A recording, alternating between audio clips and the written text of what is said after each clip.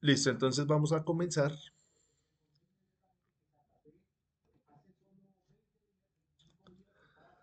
La vez pasada habíamos hablado del campo eléctrico, entonces vamos a complementar esa información, esos conceptos ahora con el campo magnético. Entonces, hay una propiedad que es la inductancia, también está muy ligada a la parte del campo magnético, entonces vamos a revisarla ahorita al final de la clase. Entonces vemos acá una imagen donde tenemos el planeta Tierra, alrededor de él, pues esto que estamos viendo, estas líneas azules, son las líneas de campo. ¿Cómo se generan esas líneas de campo? Vamos a mirar acá en las siguientes diapositivas cómo es que funciona esto. Acá, cuando estamos hablando de campo magnético, estamos muy asociados a lo que es la inductancia. Entonces, la inductancia la vamos a medir en henrios, en honor a Joseph Henry, quien fue un pionero en el estudio de los fenómenos electromagnéticos. Entonces, la inductancia tiene mucho que ver con los inductores, valga la redundancia. ¿Qué es un inductor? Simplemente es una bobina. Entonces, ya más adelante vamos a ir desarrollando estas ideas. Vamos a mirar entonces cómo es que se genera, cómo es que se crea este campo magnético. Entonces va a ser muy sencillo. Entonces el campo magnético es un concepto fundamental en el estudio de la física. Tiene pues muchas aplicaciones prácticas en diversas tecnologías, eh, y es importante pues tenerlo en cuenta porque tiene mucho que ver con la generación de la electricidad.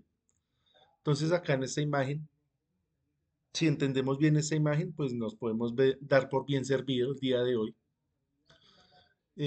porque vamos a entender muchos de los conceptos y vamos a entender también lo que nos dice el Retier relacionado con el campo magnético.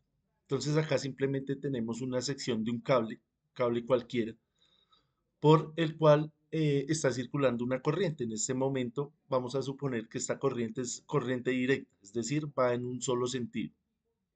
Entonces observemos que la corriente va hacia arriba. Cuando la corriente va hacia arriba, nosotros utilizamos la ley de la mano derecha. ¿Qué nos dice la ley de la mano derecha?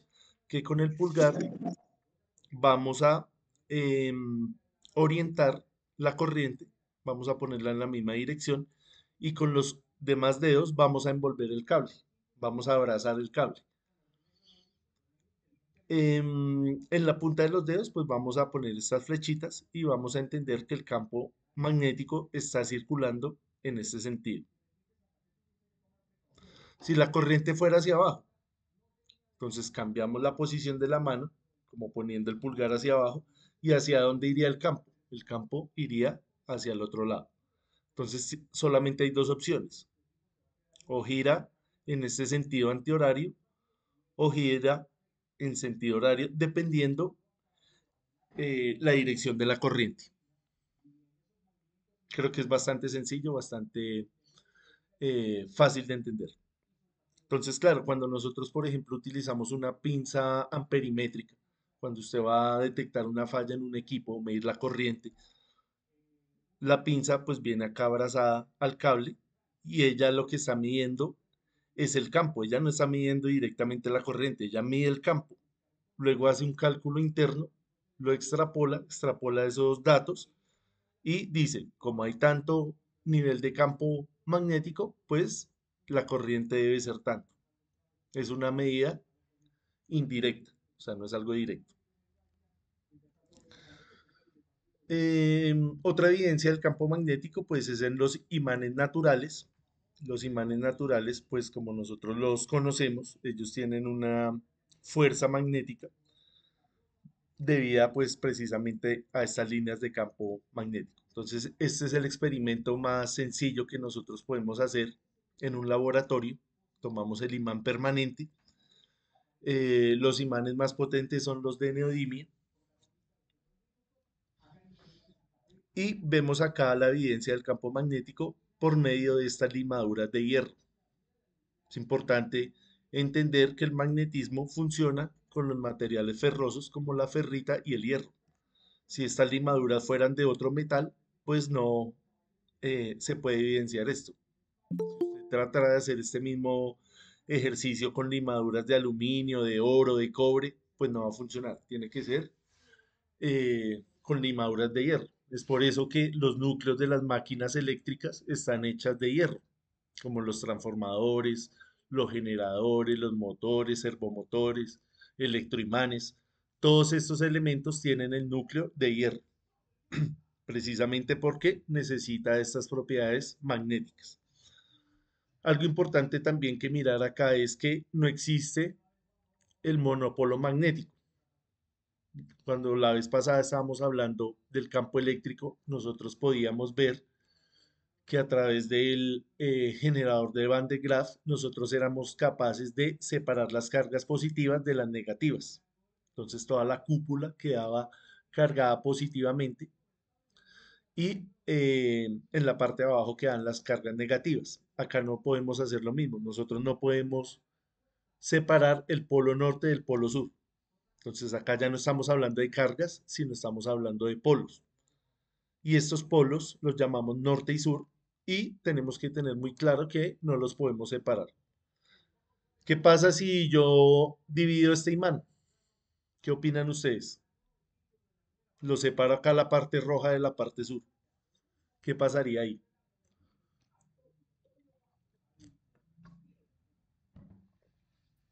Se distribuye y se cargaría cada mitad con positivo y negativo. Exactamente. Entonces ya estamos generando, no separamos el norte del sur, sino simplemente creamos dos imanes. Entonces quedaría uno, acá el rojo quedaría norte y sur y el azul quedaría norte y sur. Ahí el compañero pues nos está diciendo positivo y negativo, pero fíjese que cuando hablamos de positivo y negativo, estamos hablando de campo eléctrico, acá estamos hablando de campo magnético, entonces no hablamos de negativo y positivo, sino hablamos de norte y sur. Entonces acá las líneas del campo salen del norte y llegan al sur. Vamos a mirar ahora sí lo de la Tierra. Entonces la tierra sabemos que es un imán gigante y se genera este campo magnético. ¿Por qué se genera este campo magnético? Devolviéndonos acá. ¿Qué necesitamos para que haya campo magnético? Necesitamos que haya cargas en movimiento. Acá hay cargas en movimiento porque el núcleo de la Tierra está hecho de muchos minerales, entre ellos el hierro. Ese hierro está fundido, está en estado líquido y está en movimiento. ¿Cómo se llama ese movimiento del núcleo de la Tierra? ¿Sí se acuerdan? ¿Rotación? Exacto, el de rotación. El de traslación, pues no va a afectar porque es un movimiento más eh, elíptico, es más hacia menos imperceptible acá en el núcleo de la Tierra. Sí, sí, obviamente se está moviendo, pero no lo va, es una velocidad relativa. Mientras que acá el de rotación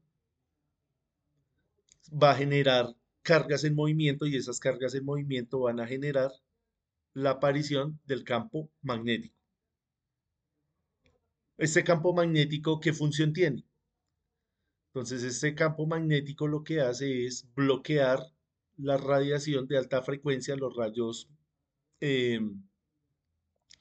de más alta frecuencia, los rayos más radioactivos, para proteger pues acá la superficie de la Tierra.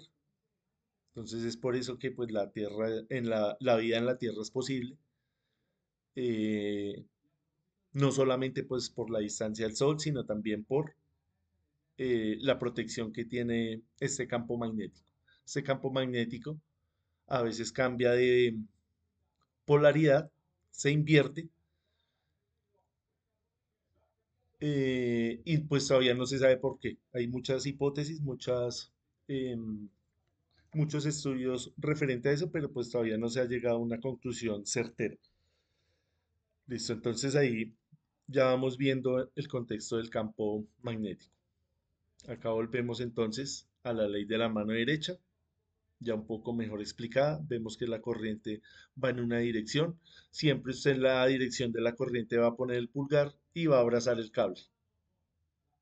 Entonces la punta de los dedos le va a decir hacia dónde va el campo magnético. Esto es importante de pronto para las personas que están estudiando la parte de automatización, todo lo que tiene que ver con contactores, relés, todos estos actuadores, pues hay que entender bien este concepto para mirar cuándo cierra, cuándo abre, cuál es la fuerza magnética, todo esto. Y lo que les decía de la parte de los motores y de la parte de los transformadores. Listo, entonces todo esto relacionado con los campos electromagnéticos, del campo eléctrico y del campo magnético, está condensado acá en estas cuatro ecuaciones. Estas cuatro ecuaciones se llaman las ecuaciones de Maxwell. Maxwell fue quien tomó eh, los estudios de Faraday, de Ampère, de Gauss, para concluir todo lo que es la teoría electromagnética. Entonces, en el siglo XVII, en el siglo XVIII, no se creía posible que la radiación electromagnética, que las ondas electromagnéticas eran capaces de viajar en el vacío. Entonces Maxwell comprobó que sí se puede, gracias a eso pues funciona todo lo que conocemos de las comunicaciones, de los satélites, de toda la transmisión de la información, es basado en toda esta teoría. Entonces, todo lo que nosotros debemos entender de la electricidad está condensado acá en estas cuatro ecuaciones, que pues ahorita no nos vamos a poner a explicarlas. Esto lo comentamos más como eh, cultura general, como por tener un nombre acá, como decir Einstein o como decir Newton. Maxwell es pues un referente de la electricidad. Entonces son estas cuatro ecuaciones que pues necesitan acá un poco de un nivel superior de matemáticas. Eh, pero acá está lo que estamos hablando acá. Estos conceptos, lo que vimos la vez pasada del generador de Van de Graaff, acá está escrito en el lenguaje de las matemáticas. Tampoco es que tenga más misterio. Acá, por ejemplo, esta última es esto de acá, ¿ven? Escrito en forma matemática. Estas dos primeras fue lo que vimos la vez pasada del campo eléctrico. Y esta se refiere también pues al campo, la interacción que hay entre el campo eléctrico y el campo magnético, cuando estamos hablando de generadores eléctricos. Listo. Entonces, haciendo un resumen de esta primera parte, necesitamos que quede claro cómo se produce el campo magnético, qué relación tiene con la electricidad, el tema acá del monopolo magnético, saber qué es norte y sur, son conceptos pues importantes de entender, importantes de tener pues ahí en la mente. No sé si tengamos alguna duda, algo, alguna observación adicional, algo que aclarar, algo que Pues no, refutar, claro. hizo Santiago. Listo, entonces, ¿por qué? Uno dice, bueno, pero ¿por qué? ¿Por qué saber esto? Entonces, cuando nosotros nos vamos al RETIE, nos salen cosas como esta. Entonces nos sale acá una línea, una torre de transmisión de un sistema trifásico. Entonces tenemos acá la línea uno, la línea 2 y la línea 3. O sea, esto es una vista frontal, un corte frontal. Entonces acá nos hablan de unas distancias, nos hablan de unos niveles de tensión, estamos hablando de 115 kilovoltios. Y vemos que por esos cables, ¿qué va a pasar? Pues va a pasar una corriente, ¿cierto? Una corriente eléctrica. Esa corriente eléctrica pues ya no va a ser una corriente, perdón, no va a ser una corriente directa, o sea, no va a ir en un solo sentido, sino va a ser una corriente alterna. Va a ir y va a venir. Acá para efectos de simplicidad vamos a suponer, vamos a tomar un punto donde la corriente está circulando acá, ¿listo? Acá se genera el campo magnético.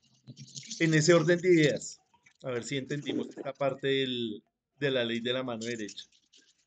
En ese orden de ideas, ¿la corriente está entrando o está saliendo? Acá en este plano, en esta hoja. ¿Listo? Porque se acá se está caminando. Miremos ahí, analicemos un segundo. ¿Está entrando o está saliendo? Es esta ley la que tenemos que aplicar, la ley de la mano derecha. Yo creería que está entrando, profe. Entrando. Fabio dice que entrando, Yo también digo que entrando, profe. Santiago dice que entrando, sí. ¿Alguien más? Miremosla bien ahí. Los que estemos conectados ahí, los que estemos pendientes, miremos, vea, la flechita esta va hacia abajo. Ahí está el contrario, o sea, que está saliendo. Mírela bien, Adrián. Mire la ley de la mano derecha.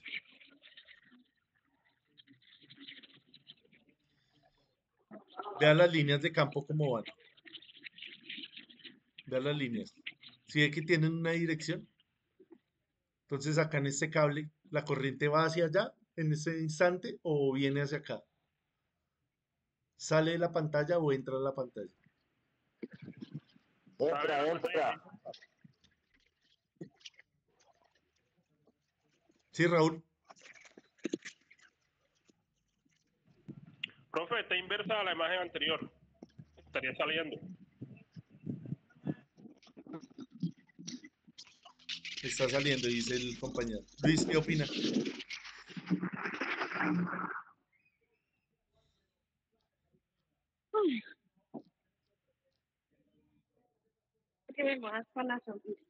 Listo, entonces miremos a ver. La corriente tiene dos posibilidades, o está entrando o está saliendo. Entonces mire cómo va, cómo están esta dirección. Cerremos un momento el micrófono. Voy a cerrarle acá. ¿Tengo que llevar algo? No, vamos, no sé. Luis, por favor, cerremos que no me deja cerrarle acá el micrófono. Listo.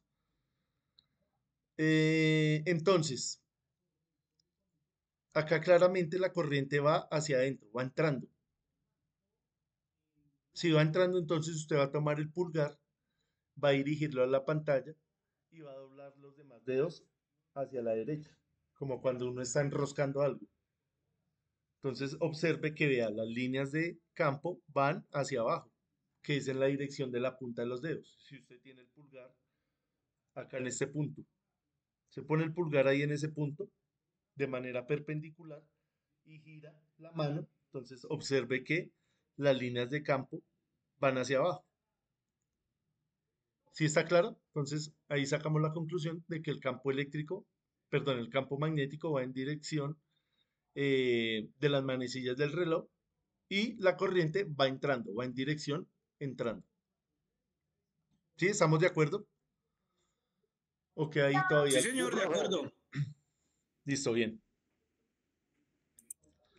Listo, entonces sí ve que hasta ahora no, pues, no hemos visto nada matemático, son solamente conceptos. A veces es mejor aprenderse estos conceptos, ya después ir a la parte matemática. Una vez es cuando está ya en el SENA o en el colegio, primero le ponen allá un poco de ecuaciones y empieza uno a resolver, uno no sabe de dónde sale eso, se estresa, ya no se aburre, ya no le gustó. Entonces, siempre cualquier cosa que nosotros vayamos a estudiar es primero mirar el concepto, mirar cuál es la filosofía de ese arte que estemos estudiando y ahí sí irse a la parte técnica. Listo, entonces acá vamos a mirar la existencia de este campo magnético. ¿Va a ser nocivo o va a ser, eh, vamos a tener que tener algunas precauciones porque puede llegar a ser pues dañino para la salud? Entonces vean, acá están las líneas de campo, están las líneas de transmisión. Eh, esta zona pues se llama la zona de servidumbre, es una zona en la que no deberían haber construcciones cercanas. Entonces, debido a eso, debido a los niveles de campo magnético. Entonces, el campo magnético también va a depender de la distancia. ¿Dónde está más concentrado el campo? ¿Dónde lo intuimos ahí? ¿Dónde está más concentrado? Cerca de la línea, ¿cierto? Es Sí, intuitivo. cerca de la línea. Entre más cerca estemos de la línea, ese campo magnético va a ser más fuerte. Entonces, por eso acá el RETIE pues, nos habla de máximos niveles. La vez pasada hablamos de la intensidad de campo eléctrico, hoy estamos hablando de la densidad de flujo magnético, medida en teslas o en microteslas en este caso. También nos hablan de la exposición ocupacional, esto lo hablamos la vez pasada, y de la exposición a el público en general. Entonces, acá en Colombia hemos visto algunos casos relacionados con estas fenómeno magnético. Eh, por ejemplo, en la costa, en la zona de La Guajira, muchas construcciones se hacen acá en esta zona de servidumbre por X o Y motivo. Puede ser que el distribuidor encontró fácil pasarlo por ahí porque era la manera más barata de hacerlo. Entonces, esta persona, pues, como no está consciente de este peligro, pues no dijo nada, no pasó nada. Entonces, eh, no sucedió nada al respecto legalmente, entonces no siguió funcionando todo y ya pues tiempo después es que se ve que las personas pues han salido afectadas de eso. Otro caso puede ser que el distribuidor pues sí haya respetado la zona de servidumbre y alguien viene y construye ahí sus edificaciones muy cerca de las líneas, que también puede suceder acá, no solamente allá a nivel rural, sino también a nivel acá urbano, donde a veces las construcciones crecen de tal forma que se van acercando demasiado a las líneas y esto pues puede provocar muchas cosas, mucho riesgo eléctrico, no solamente con el tema de los campos, sino también con el contacto directo, con el tema también acá de la rigidez del aire que provoca los arcos. Entonces son muchos temas, muchos factores que influyen en la cercanía de estas líneas. Acá, por ejemplo, ahí por el lado del jardín botánico se han hecho varios estudios porque hay unas líneas que pasan muy cerca de las casas. Entonces se hizo un estudio para ver si afectaba la salud de las personas. Sí, Oscar, perdón. Sí, Oscar, ¿algo que agregar?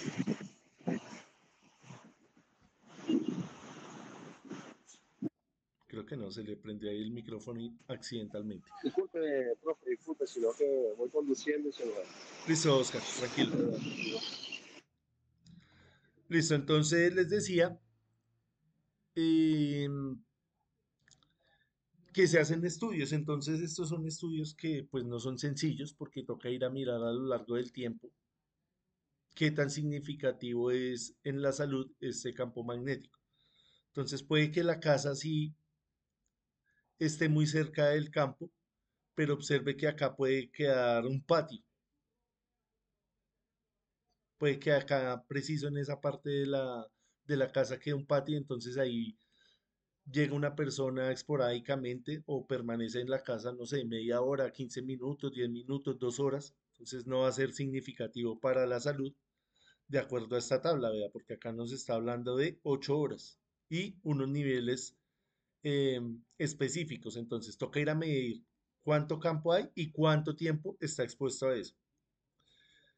El tema también del material.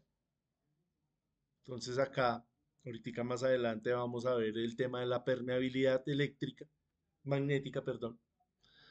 La permeabilidad magnética se refiere a cómo estas líneas de campo pueden fluir en diferentes materiales. Entonces no es lo mismo el aire a, por ejemplo, el hierro. Entonces el hierro va a facilitar que estas líneas de campo fluyan con mayor facilidad, se Profesor, distribuyan de una manera más fácil en el espacio. No es lo mismo el aire húmedo, el vacío. Acá esto si es de teja, si es de lámina, si es de drywall, si es de ladrillo, si es de madera. Entonces todo eso va influyendo. Entonces acá ya tenemos varias cosas. La intensidad del campo, el material en el que está, eh, la distancia y el tiempo en el que estamos sometidos. Entonces, en el estudio que les estoy comentando, pues se llegó a la conclusión de que no era nocivo para las personas. Si no era por una cosa, era por la otra.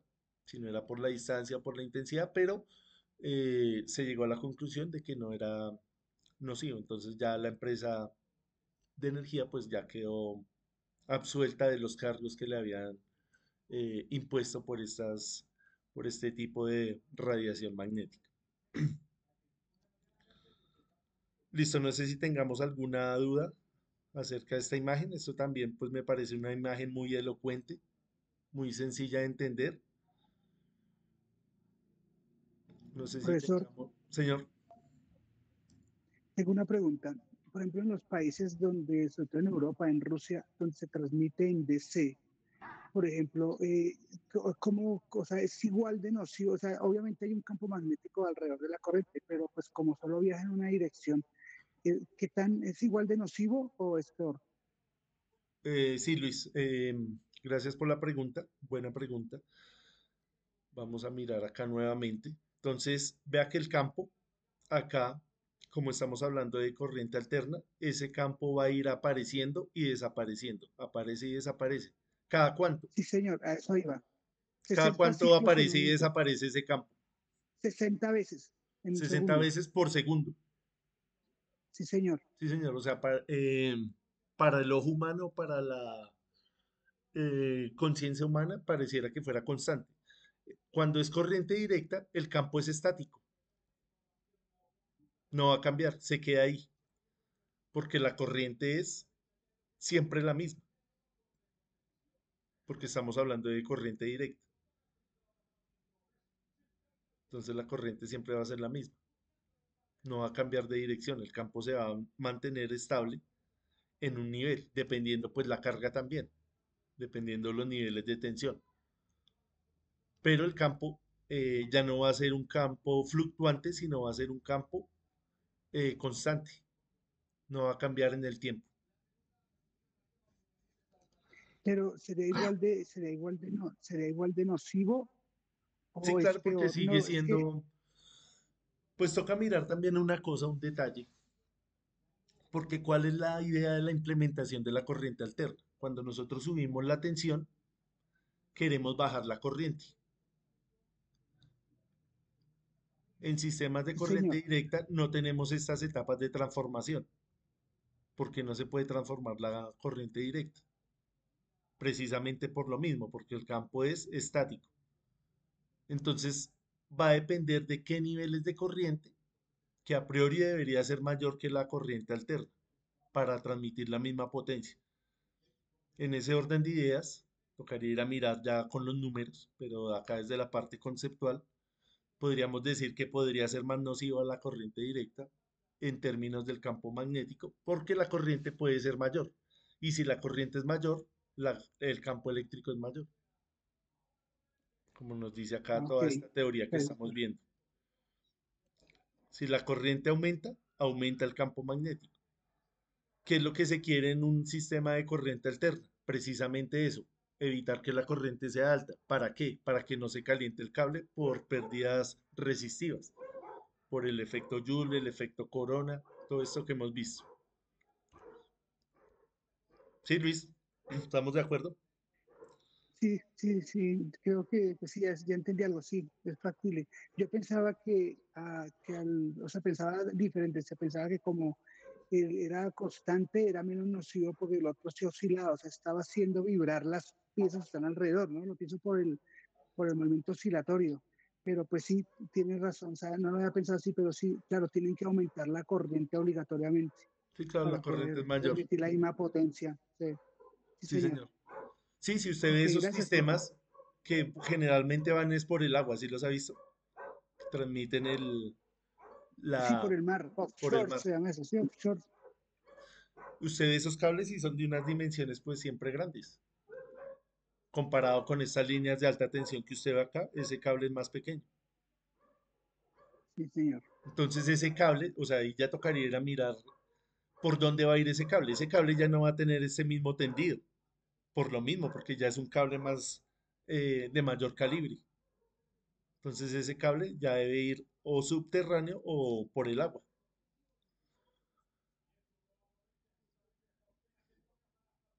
por temas de acá de esfuerzos mecánicos y también por este tema del campo magnético. Normalmente, normalmente las películas que muestran en Mars, las películas de cine que muestran pues, energía producida por olas, uno siempre ve dos conductores de gran tamaño. Si no se te ha dado cuenta de eso. O sea, donde están las olas y generan electricidad, creo que ahí sí producen en DC, me da la impresión, o transmiten en DC. Hay varios sistemas y digamos los sistemas fotovoltaicos están generando en corriente directa. Algunos de estos que usted nombra también son de corriente directa, otros son de corriente alterna, dependiendo del mecanismo, porque puede ser un mecanismo oscilatorio o puede ser un mecanismo rotacional, dependiendo de la forma De eh, generación. de generación, sí, señor. Listo, Listo, profe, muchas gracias. listo, Luis. No sé si alguien tenga más observaciones, más preguntas. Listo, entonces vamos a continuar. Acá esto ya lo habíamos leído la vez pasada. Esto está ahí en el RETIE, que habla de los campos electromagnéticos, de la población expuesta ocupacionalmente, donde nos recuerdan que pues nosotros como electricistas debemos estar conscientes de todos estos fenómenos para reducir el riesgo eléctrico. Nos hablan acá ya de los niveles, entonces líneas de subestación de tensión a 57.5 kilovoltios. También acá eh, nos hablan de unos métodos para medir estos campos. Ya esto pues es un poco más técnico, ya donde tenemos que ir a la parte de la formulación para llegar pues a números exactos. Ahorita pues no estamos tan concentrados en eso, por lo que les digo, o sea, ya irse a la parte matemática, digamos, a ir a aplicar estas ecuaciones, ya pues es un poco más tedioso, ya toca tener acá una instrucción un poquito más avanzada. Lo importante es que entendamos acá el concepto, que entendamos qué es lo que está sucediendo. Listo, entonces algunas aplicaciones del campo magnético es la generación de la electricidad, también importante que lo entendamos. Entonces acá lo que estamos viendo es una turbina. Esa turbina puede ser eh, una turbina eólica, puede ser una turbina de vapor, puede ser una turbina hidráulica. Cualquiera de ellas pues va a obedecer al mismo principio de generación de Faraday. Entonces tenemos acá el generador más básico, el generador más elemental que podemos encontrar. ¿Cómo funciona esto? Si, si nosotros vemos acá, tenemos dos imanes permanentes, tenemos el norte y el sur. Esos imanes son permanentes, o sea, están en la naturaleza. Entonces, las líneas del campo van a salir del norte y van a llegar al sur. Al sur son estas de color azul. Fácil. Tenemos acá una bobina o un inductor. ¿Qué es un inductor? Simplemente un enrollado de alambre. Usted enrolla alambre en cualquier núcleo. En este caso, el núcleo más sencillo es un núcleo de aire. O sea, lo enrollo ahí como en un molde y le quito el molde. Ahí tiene la bobina. Luego usted mueve esta manivela y esa bobina va a cortar las líneas de campo y va a inducir una tensión acá en estas dos terminales del cable. Se genera una diferencia de potencial o una tensión. Cuando usted cierra el circuito con una carga, en este caso un bombillo, pues la carga se ilumina y a través del circuito empieza a circular una corriente. Entonces, ¿qué es lo que estamos induciendo acá? Estamos induciendo una fuerza electromotriz, una diferencia potencial, un voltaje o una tensión, como usted quiera llamarlo. Estamos induciendo una tensión. Entonces, estamos convirtiendo energía mecánica, energía cinética, en energía eléctrica a través de este mecanismo, que es un generador eh, eléctrico. ¿Quién se inventó esto? Se lo inventó Faraday en el siglo XIX. Él descubrió eh, todos estos fenómenos físicos. Ya después vino Maxwell y lo escribió en el lenguaje de las matemáticas. Ese fue el trabajo de Maxwell, ahí como para ponerlo un poco en contexto. Entonces acá hay tres ingredientes principales. Está el campo magnético, que son las líneas azules. Está el movimiento y está la bobina. ¿Sí? Tres sencillos ingredientes. ¿Dónde vemos esta máquina nosotros en la vida diaria? Demos un ejemplo. En los vehículos, En el carro, ¿cierto? ¿En qué parte del carro? el alternador Esto es un alternador, y ¿sí? en las plantas eléctricas, normalmente en los edificios. Exactamente, en una... eh, vamos a ver si tenemos acá. Ah, sí, acá están las imágenes. Esta planta eléctrica, que es lo mismo que sería la del motor de un carro. El motor de combustión del carro pues sirve para que el carro se mueva, pero adicionalmente el motor tiene una correa que va conectada al alternador. ¿Cómo funciona el alternador? Vea, esto es un alternador. Entonces necesitamos movimiento que lo va a dar cualquier cosa.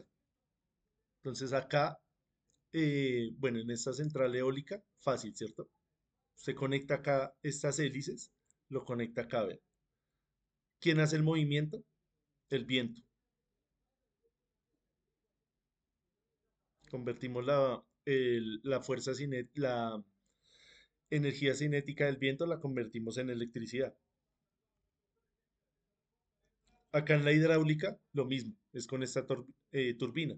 Represamos el agua, la abrimos controladamente a través de una tubería, pasa a través de la turbina mueve el generador y genera electricidad.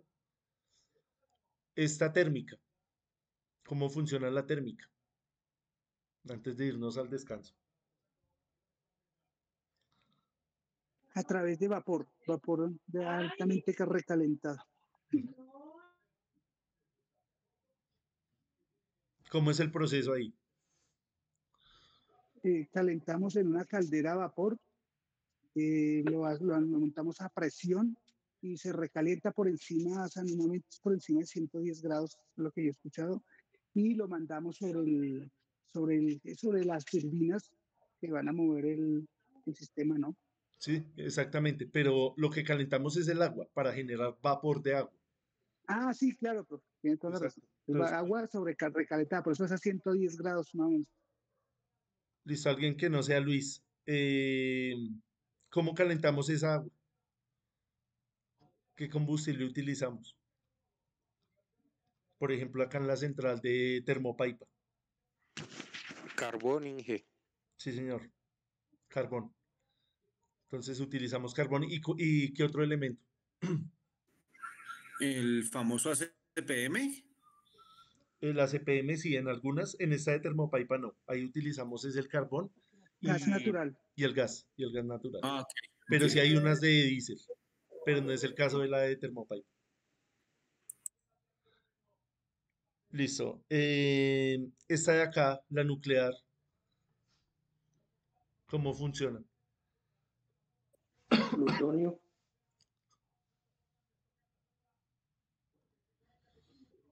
Profe, funciona con un reactor. Sí, señor. ¿Y cómo es el ciclo completo? U- El reactor, ¿cuál es el combustible del reactor? ¿Qué material hacemos reaccionar? El- ¿No es el plutonio? Sí, señor. Entonces utilizamos el uranio el uranio se transforma en plutonio. En esa transformación se libera energía. ¿Y qué hacemos con esa energía? Calentamos aceite. Aceite. O un fluido metálico. He escuchado que últimamente en los submarinos se utilizan fluidos metálicos que se calientan, que son los que se encargan de transmitir la temperatura sobre la caldera, lo que va a calentar el fluido, no sé. Sí, esa es una parte del proceso, pero seguimos calentando agua, igual que acá en la térmica. Esto que estamos viendo acá es vapor de agua. Entonces esa parte metálica que su merced dice es para la transmisión de la energía. Entonces estamos transmitiendo la energía eh, del plutonio, del uranio, eh, a energía térmica a través del metal para calentar el agua. Pero eso que estamos viendo ahí pues es eh, vapor de agua. Entonces todas estas fuentes de generación pues tienen sus pros y sus contras. Digamos de estas cinco, ¿cuál sería la más limpia? El agua. La del aire. La del gas, eólica. La del aire. Bien. La eólica. Yo diría que la iónica, la del aire. Sí, ahí intuitivamente uno diría, bueno, está entre la eólica y la hidráulica. Acá hay que tener en cuenta varios factores. Acá uno de los factores es el tema de la fabricación, de cómo fabricamos estas hélices, el tema de cómo las transportamos, cómo llegan acá, cómo las mantenemos, cómo es el mantenimiento. Todo eso influye para a lo último decir, emitimos tantas toneladas o X cantidad de dióxido de carbono a la atmósfera. Entonces toca mirar cada una de ellas. Si usted va y mira en una tabla, en una escala de buenas fuentes, filtrando la información, una de las más limpias es la hidráulica, por encima acá de la eólica. Es la más limpia. Digamos, le gana la fotovoltaica, que es la que funciona con el sol. La fotovoltaica, curiosamente, no es ni la segunda ni la tercera, sino está bien abajo, está como en el puesto quinto. Entonces uno diría, ¿por qué? ¿Por qué está tan abajo si no está emitiendo gases de efecto invernadero? La electrónica, jefe. Profesor, Entonces, ¿por qué está siendo tan sucia esa fotovoltaica? porque botamos demasiados, por ejemplo, los paneles se desechan, se dañan luego y se genera mucha basura, ¿no? Sí, señor, esa es la parte, la de gestión del residuo, esa es una. Y la otra es la parte también de la producción de esos paneles. Cuando estamos produciendo esos paneles se hacen generalmente en fábricas y esas fábricas pues están utilizando el carbón, o sea, no estamos haciendo nada prácticamente. Mucha contaminación, se podría decir, profe. Sí, señor, claro. Sí, por eso les digo que no están, o sea, No está limpia como dicen. no es simplemente ir a mirar la última parte de la generación, sino usted tiene que mirar todo el proceso. ¿En qué puesto estaría? La nuclear. Esa también es de las más limpias, ¿no, profe? La nuclear es una de las más limpias, sí, señor. Que es peligrosa, sí, que puede ocurrir un evento que donde esto se salga de control, pues se vuelve catastrófico. Pero cuando está dentro de los rangos, cuando está dentro del parámetro, estamos funcionando bien. Está funcionando bien. ¿Sí se han visto esta serie de Chernobyl? Que está ahí en Netflix. Señor, No, no, señor. Se las recomiendo, dura como 5 capítulos y nos cuenta la historia del accidente nuclear de Chernobyl. Precisamente una planta de estas que entró en mal funcionamiento eh, por temas técnicos de las personas que lo estaban manejando, no supieron, no cumplieron con los protocolos y se salió eso de control. Hoy en día, pues Chernobyl está deshabitado, que es una ciudad en Ucrania. Entonces está eso todavía con niveles superiores de radioactividad, entonces no se puede habitar. Listo. Profesor, Acá, ¿por qué no está eh, la fotovoltaica? Acá entre estos cinco.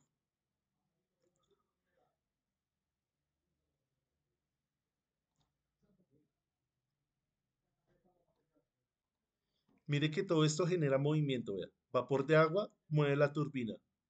Vapor de agua a través del carbón mueve una turbina. Acá el movimiento es evidente, vea. Acá el movimiento del agua también es evidente y acá a través del diésel. O sea, necesitamos movimiento para generar la inducción electromagnética.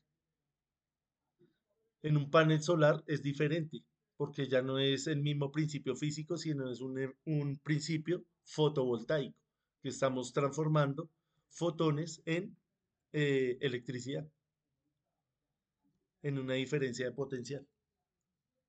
Ahí no hay movimiento. Usted pone el panel ahí y usted no ve movimiento por ningún lado, mientras que acá no está así. Listo, no sé si tengamos alguna duda, alguna observación adicional. profesor, Señor. en un especial que vi sobre los materiales en la parte nuclear, hay materiales que se encargan de refrigeración o los mismos materiales de fluidos y de materiales radioactivos los guardan en uno de los residuos que ya mueren, ya entran en decadencia para producir energía, los guardan en unos contenedores bajo piscinas con unos materiales congelados y llevan 15 años y han bajado apenas 10, 20 grados. O sea, están muy calientes todavía y eso se demora muchos años en bajar la temperatura. Sí, señor.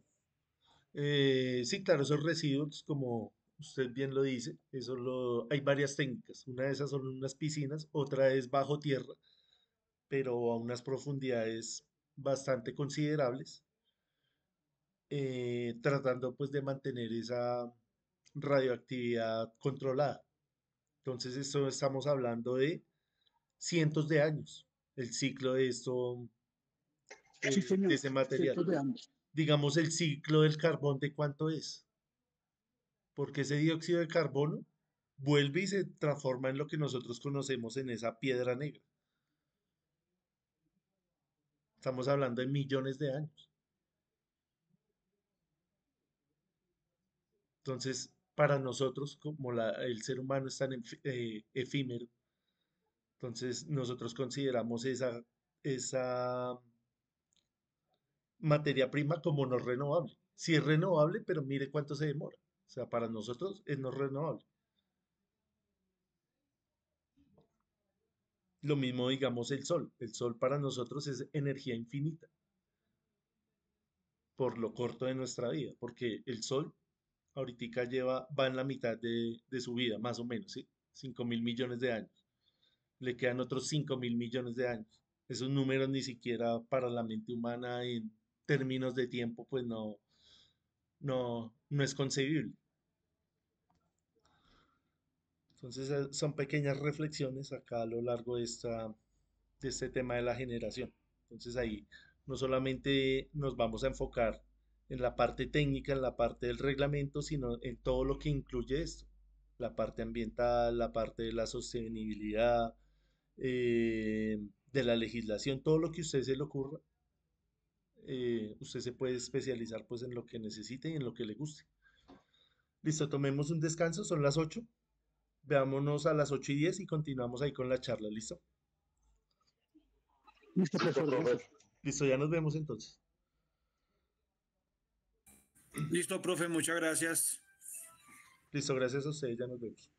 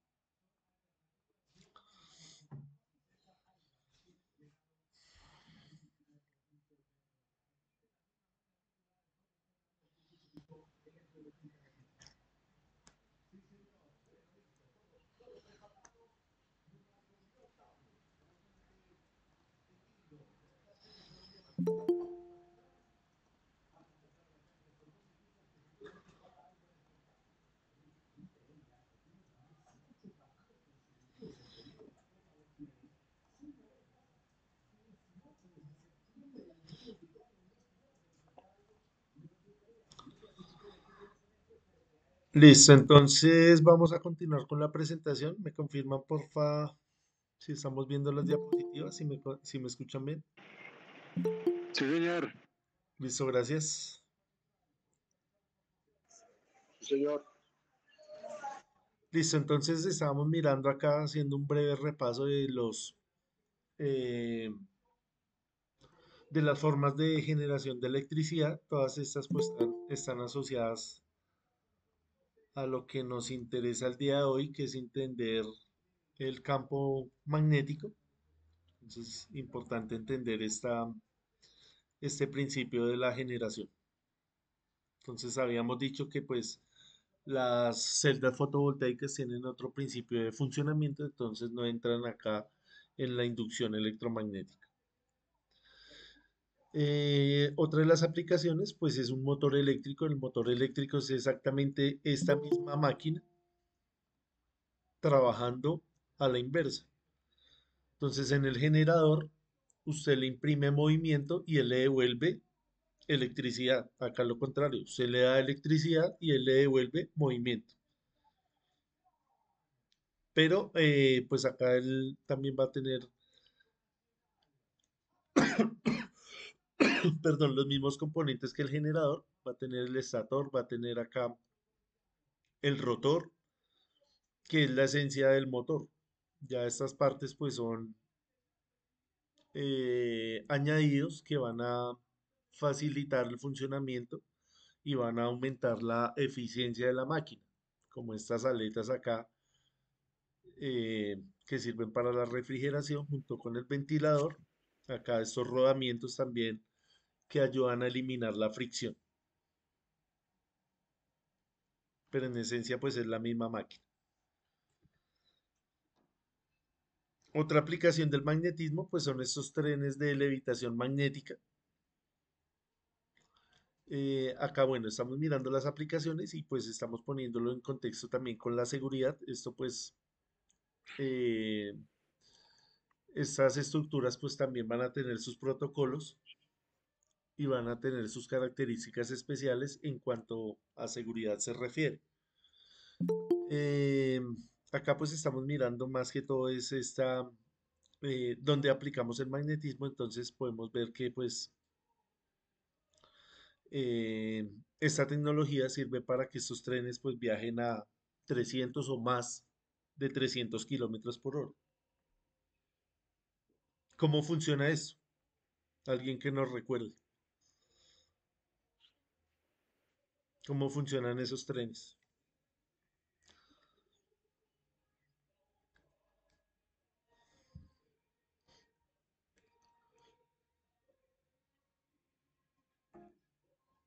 ¿Cómo es el principio de funcionamiento? ¿Cómo aplicamos ahí el magnetismo en ese tren? La cuestión de los polos, ¿no, profe? Sí, señor. Creo que uno es polo norte y el otro polo sur, Ujú, para que haga la levitación y valga exactamente. el desplazamiento.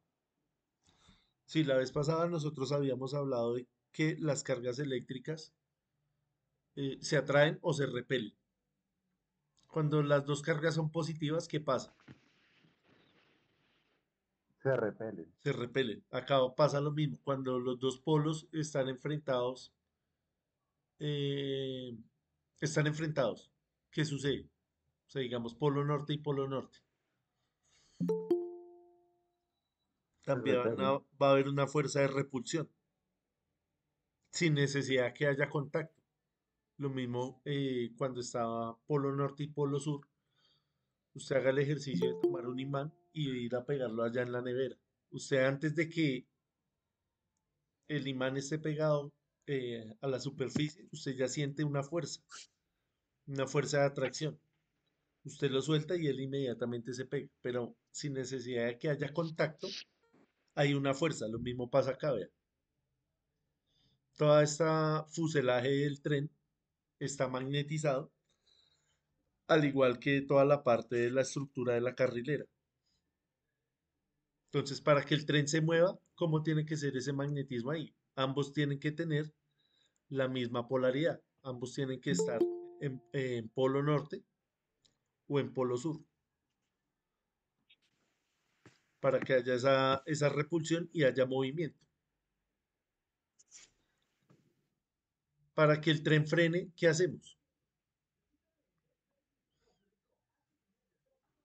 ¿Cómo detenemos Norte el y tren? sur, ¿no? Para que se atraigan esos.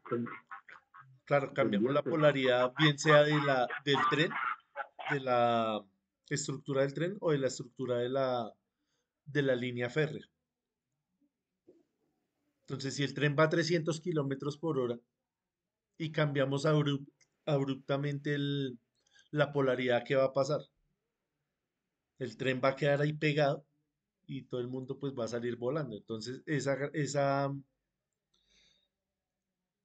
magnetización pues tiene que ser gradual. Esto pues tiene muchos sistemas de control, muchos protocolos, donde van cambiando ese magnetismo gradualmente. ¿Cómo cambiamos ese magnetismo? ¿Cómo lo cambiarían ustedes? Esa intensidad de campo magnético, de pasarla de mucho a poquito, de una intensidad alta a una intensidad baja, o viceversa, de una intensidad baja a una intensidad alta. ¿Con un variador, profe? Sí, claro, o sea, no estamos mirando exactamente cómo se llama la máquina o el elemento que lo hace, pero ¿qué es lo que hacemos físicamente con lo que hemos visto hoy? ¿Qué parámetro cambiamos? ¿Qué parámetro eléctrico debemos variar? La corriente. Exactamente, la corriente. Porque la corriente es la responsable de que haya campo magnético. Si esa corriente es muy alta, ese campo es muy alto. Si esa corriente es baja, ese campo va a ser bajito. Entonces, claro, el tren va a 300 kilómetros por hora, entonces le aplicamos una corriente pequeña. Va aumentando, va aumentando, va aumentando, hasta que se va deteniendo el tren. Dependiendo si quiere que frene en tanta distancia, entonces usted va a aumentar la corriente. Esto obviamente no va a ser un mecanismo manual, usted no va a ir a moverle de una perilla, nada de eso, sino eso es automático. Esos equipos pues tienen alta confiabilidad porque estamos hablando pues de que está transportando personas, ¿no? Haga de cuenta como un avión. Un avión pues tiene eh, mucha inversión en el tema de los instrumentos porque estamos hablando de un sistema que es, si bien es seguro, si ocurre alguna fatalidad, pues llega a ser grave, ¿no? Sí, Bernardo, ¿tiene algo que agregar? Listo, voy a cerrarle acá el micrófono. Listo, continuamos acá. Listo, entonces no confundir esta tecnología con esta de acá. ¿Cuál es la diferencia entre un tren magnético y un tren eléctrico? ¿Cómo funciona este tren?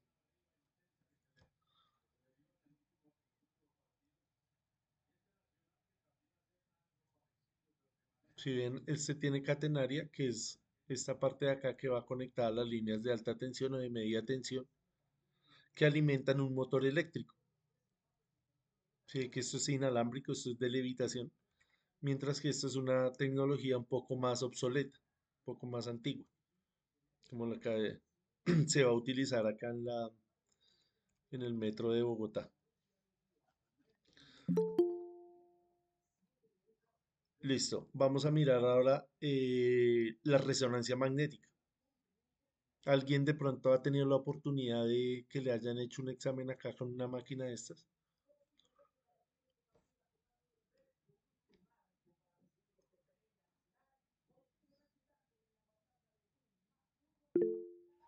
Profesor, no entendí la pregunta, ¿la podría No sé si repetir? de Qué pronto pena. alguien, sí, que de pronto alguien le hayan hecho un examen acá.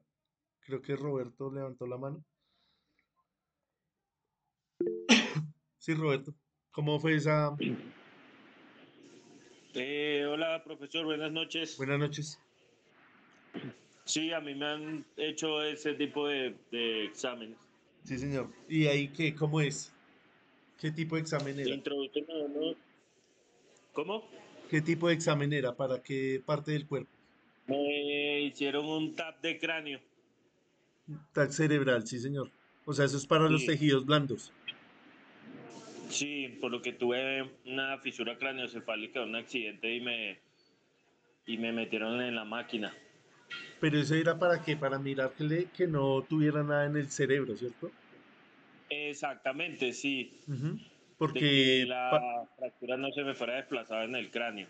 porque la parte del cráneo es ya con otra tecnología que son los rayos X, ¿sí? Que ya son, que ya son los huesos para mirar a ver si hay fracturas. Sí, ¿Usted qué notó cuando le estaban haciendo ese examen? ¿Qué características? bueno, eso fue ya hace rato, pero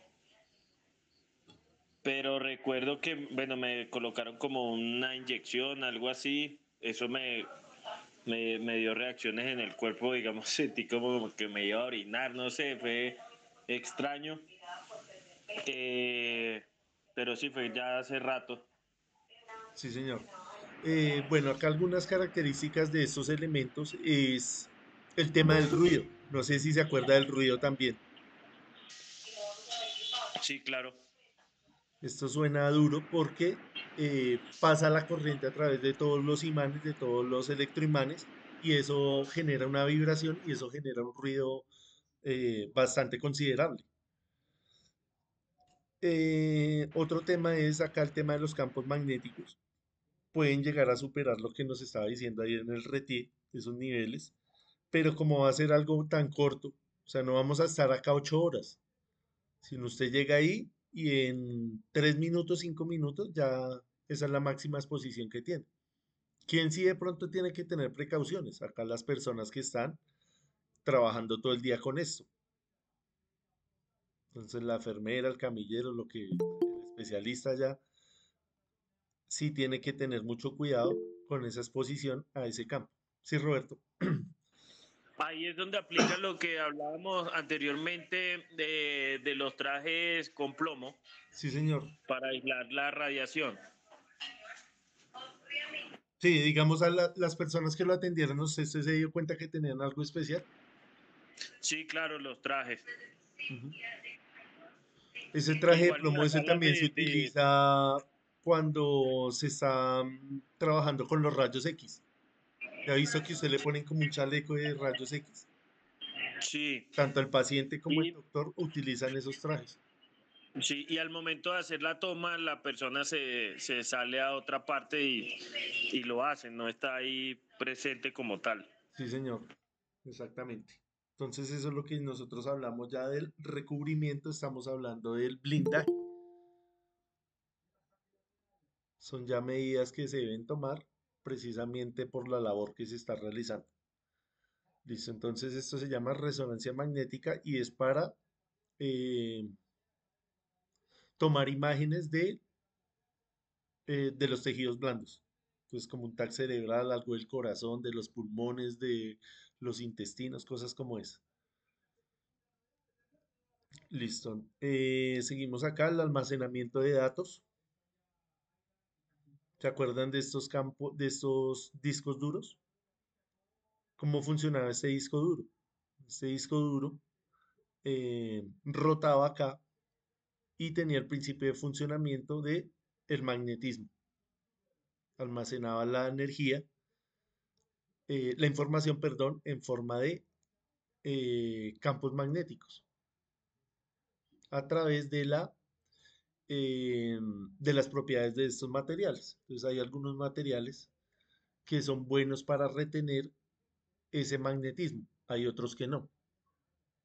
Entonces, digamos en un transformador de potencia, ¿a usted le interesa almacenar energía en un transformador?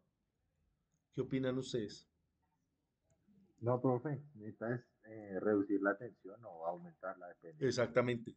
Aumentar o reducir la tensión, pero usted en ningún momento está interesado en utilizar un material que le vaya a almacenar energía. Diferente a este concepto, vea. Acá usted sí necesita almacenar energía porque ese almacenamiento de energía se traduce en almacenamiento de información. Em, Estos materiales, pues, tienen un nombre, se me va ahorita eh, estas curvas, o sea, las propiedades del metal, que es la propiedad de almacenar energía, que tienen memoria. Y ahorita me acuerdo y les digo. ¿Cuál es la diferencia entre un hard drive disk y un solid state drive? ¿Cuál es la diferencia entre estas dos tecnologías? ¿Cuáles son sus pros y sus contras? Entonces, este disco duro era más pesado, más grande, y su principal contra era que tenía partes móviles. Entonces, en un mecanismo donde hay partes móviles, ya vamos eh, restando puntos, porque esas partes móviles, en cualquier momento que usted deja caer el equipo, se pueden dañar. Mientras que usted suelta un disco de estos, de estado sólido, y no se daña. Siempre y cuando pues el golpe sea razonable, ¿no?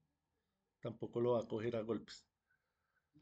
Entonces va a ser más resistente. Otro, pues va a gastar menos energía, va a ser más fiable y tiene más capacidad de almacenamiento. Entonces, todo esto tiene que ver con las tecnologías ahorita actuales, eh, también con el tema ambiental. Ustedes han escuchado que todos estos servidores que están funcionando con la inteligencia artificial, pues necesitan una refrigeración y esa refrigeración pues es costosa. Esa refrigeración pues también tiene consecuencias ambientales. ¿Se han escuchado eso eh, de inteligencia artificial de los servidores que necesitan mucha agua para refrigerarse? Que decían que no, que en el chat no saludaran y que no se despidieran y que no dijeran gracias ni nada de eso porque eso aumentaba el consumo energético, que pues entre otras es lo que queremos llegar a ciertas metas a nivel mundial, no solamente acá en Colombia, tratar de eh, buscar siempre alternativas más ecológicas y buscar alternativas más sostenibles. Entonces, todo está concatenado, todo está unido, todos estos conceptos unos con otros. Sí, Roberto.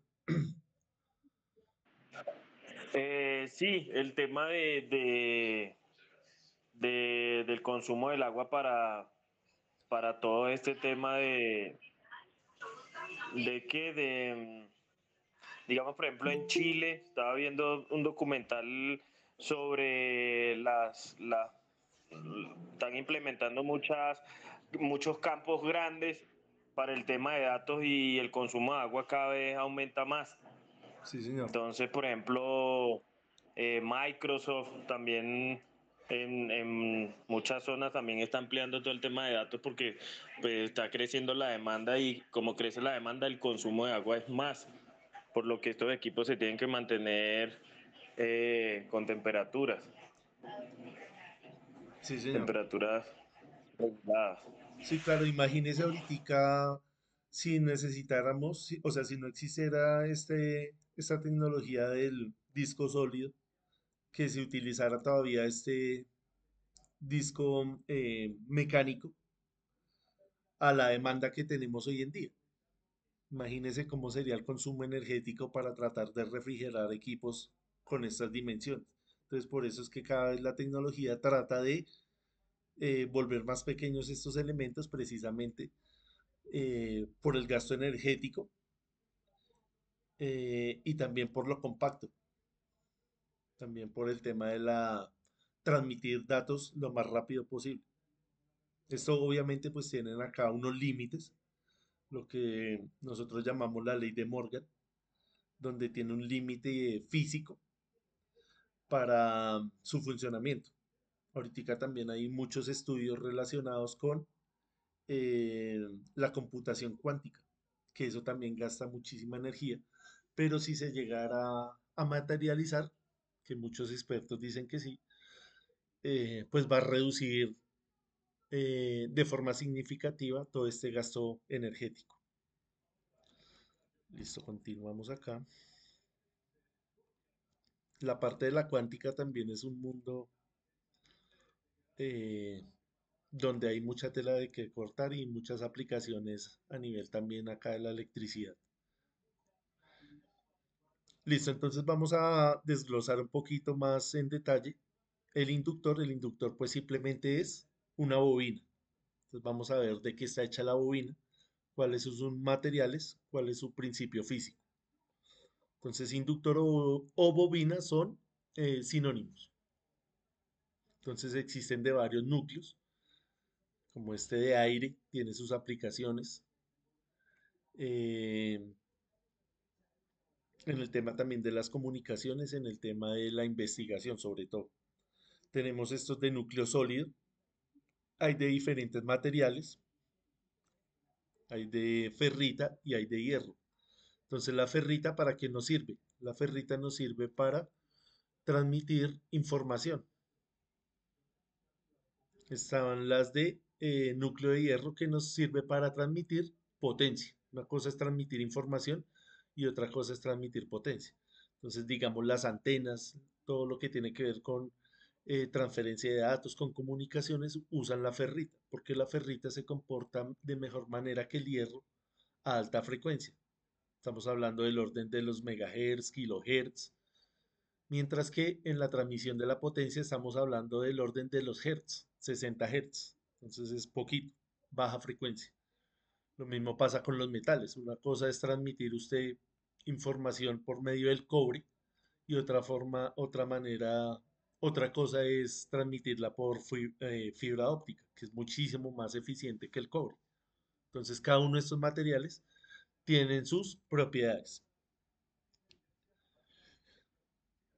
Listo, entonces también acá nos hablan acerca de las formas. Tenemos acá esta helicoidal, muy común en relevadores y electroimanes. ¿Qué es un relevador? Es un contactor pequeño. Allá cuando usted oprime el botón del carro para subir el vidrio, funciona con un relevador, que es una bobina de estas, un electroimán.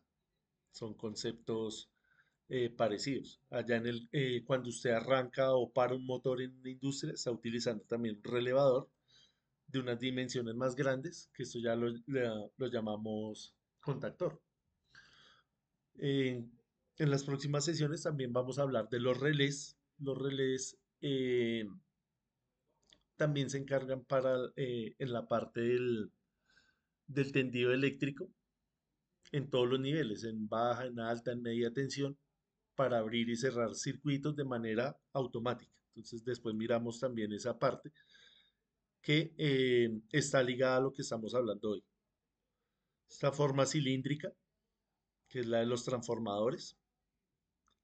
Esta forma toroidal, si se acuerdan cuando ustedes destapaban allá esos radios que venían eh,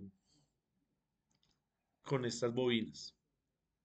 Y ahorita pues eso cada vez está más pequeño, entonces no se están tratando de eliminar esos elementos. Estos que son tipo de resistencia también se utilizan en conjunto con las otras para diseñar filtros. Entonces hay de todo tipo, esta SMD. Entonces ahí tenemos diferentes materiales y diferentes configuraciones. Listo, entonces importante acá ver que, que la bobina o el inductor, vamos a poner acá, de pronto esta bobina, ¿dónde la podríamos encontrar nosotros?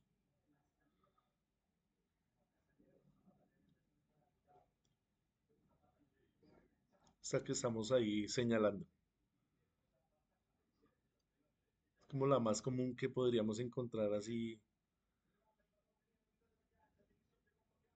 en la vida diaria. ¿Si la han visto en algún lado? Cuando se daña el arranque del carro o el arranque de la moto, la corona. ¿Qué particularidad tiene esta bobina? Que tiene muchas vueltas, ¿sí ve? Si nos pusiéramos a contar las vueltas, ¿cuántas diríamos que tiene? Miles de vueltas, ¿cierto? ¿Y cuál es el calibre de ese cable? Ese cable es delgadito. ¿Qué quiere decir eso? Que la corriente que va a pasar por ahí es muy pequeña, pero el campo va a ser grande, porque el campo se va a concentrar. ¿Qué lo ayuda a concentrar? La, el núcleo, que el núcleo es de hierro. Este cable podemos decir que es un cable desnudo.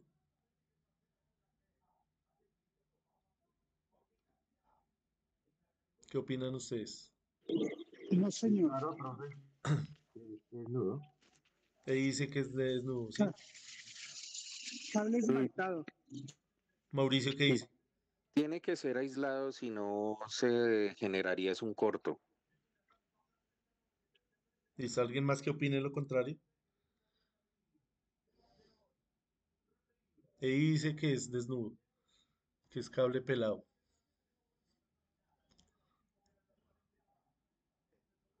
¿Alguien más que nos ilustre? Yo también digo que debe ser pelado, profe. Santiago dice que es pelado. Listo, entonces vamos a mirar. Yo creo que acá en esta imagen se ve un poquito más claro, vea. Este cable tiene un recubrimiento acá. Es un recubrimiento que hace las veces de aislante. Pero vea que no es el aislante como un cable normal que viene con un cauche que es notorio, sino que es como una especie de pintura, como un esmalte, una película. Entonces usted tiene que tener claro que este cable tiene que ser aislado o si no, lo que decía el compañero, se genera un corto y no estamos haciendo nada. Tiene que ser aislado. Por eso cuando usted manda a rebobinar un motor, precisamente lo que sucede es que por el paso del tiempo, claro, esto se va calentando de tanto uso y se va dañando el aislamiento, entonces toca rebobinarlo. Rebobinarle es cambiarle todo ese cable, volverlo a poner uno nuevo y listo, queda el motor funcionando otra vez bien. Pero ese cable es esmaltado, tiene un recubrimiento. Listo, miremos acá esta última parte que también es importante. eh, de la inductancia. ¿Qué es la inductancia? ¿Qué entendemos por inductancia? Los que ya vimos el curso pasado. ¿Sí se acuerdan? ¿Qué entendemos por inductancia? La inductancia es la capacidad de almacenar energía en forma de campo magnético. Estamos almacenando energía acá en la bobina, pero en forma de campo magnético. ¿Dónde se almacena la energía? Acá en esta bobina. Usted ve acá este elemento y dice, a usted le dicen, esto almacena energía. ¿Dónde la almacena?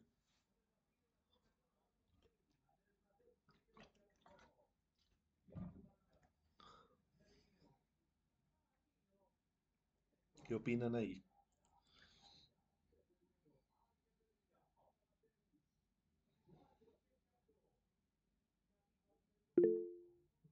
Sí, Robert.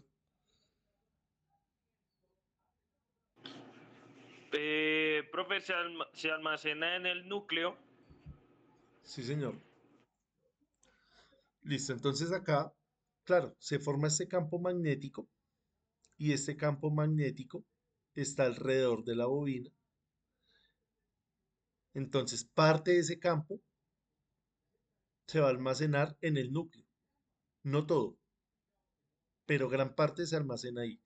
Otro pedazo se almacena acá en esta superficie. Entonces va a depender del material. Entonces, digamos, esta bobina que no tiene núcleo, o más bien su núcleo es de aire, va a tener menos capacidad de almacenaje que esta de acá. ¿Sí ve? Entonces acá se almacena menos energía porque el aire tiene menor permeabilidad. ¿Vea? Cuando hablamos de permeabilidad, estamos hablando de la facilidad que tienen los materiales para dejar conducir las líneas de campo magnético. Entonces, la permeabilidad del hierro es superior a la permeabilidad del aire, que es muy parecida también a la permeabilidad del vacío. Entonces, tiene que ver con el material. Entonces, en ese orden de ideas, vamos y analizamos esta ecuación. Y es una ecuación muy sencilla. Me dice la inductancia, que es la letra L, está medida en henrios. Va a depender del número de vueltas, vea. Entonces, por eso esto tiene muchas vueltas, porque necesitamos almacenar mucha energía. Entonces, entre más vueltas le demos, mejor. Y más que está elevado acá al cuadrado. Tiene que ver con el material con el que esté hecho, que es la permeabilidad, vea. Entonces, con la permeabilidad entendemos que va a ser más la inductancia, que es una medida de almacenamiento de energía.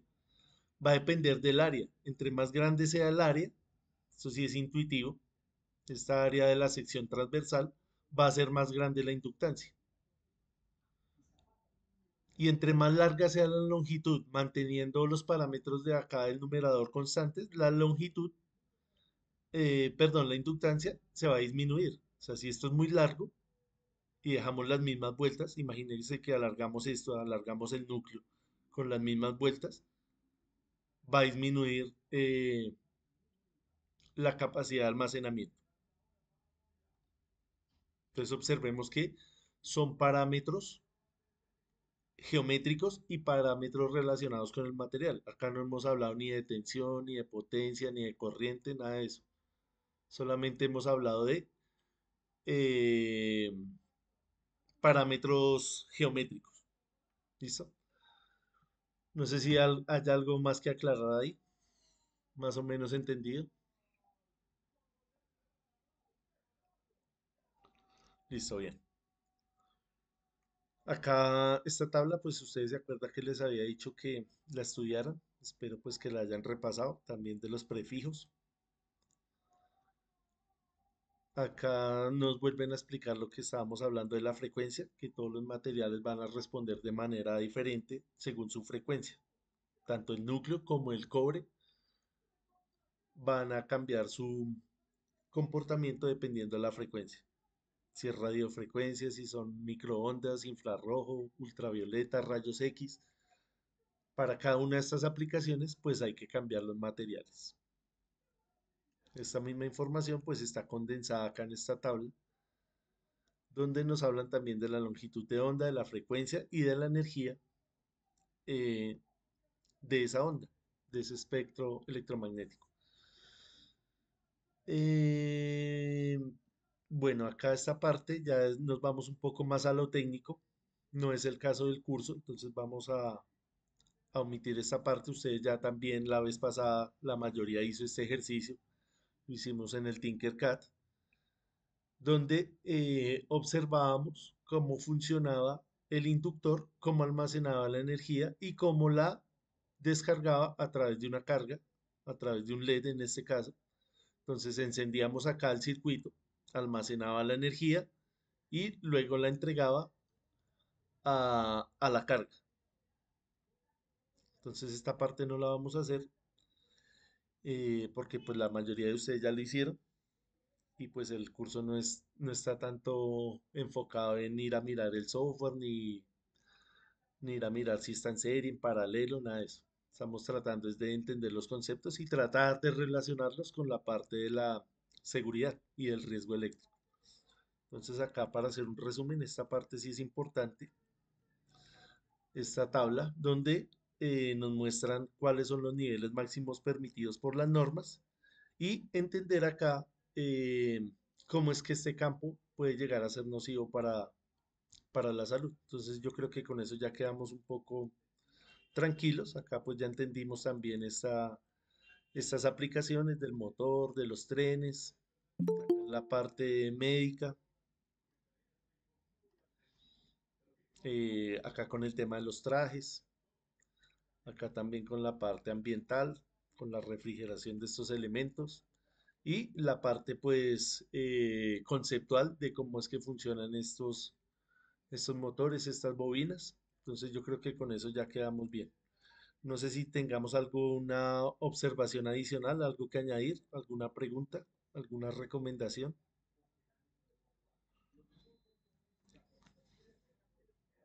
Listo, entonces vamos a llamar listas rápidamente ya para irnos a descansar. Agradecerles como siempre la participación.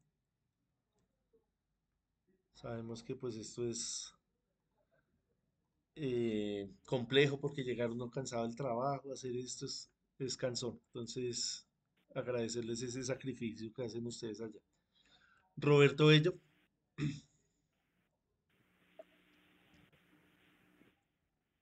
Oscar Manuel Beltrán,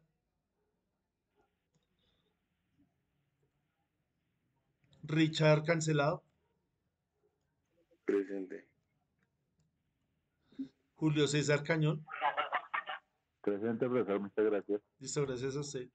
Camilo Javier Castellanos, Presente, buenas noches. buenas noches, gracias. Keiner de Jesús Castro, Juan Esteban Chacón, Presente, profe, buenas noches. buenas noches, gracias. Harold William Chacón, Presente, profesor, buenas noches. buenas noches, gracias. Álvaro Cortés, Profe, buenas noches, presente. Gracias. gracias. Alexis Durán, Presente, profesor, muchas gracias, buenas noches. buenas noches, gracias. Carlos Javier Espinosa,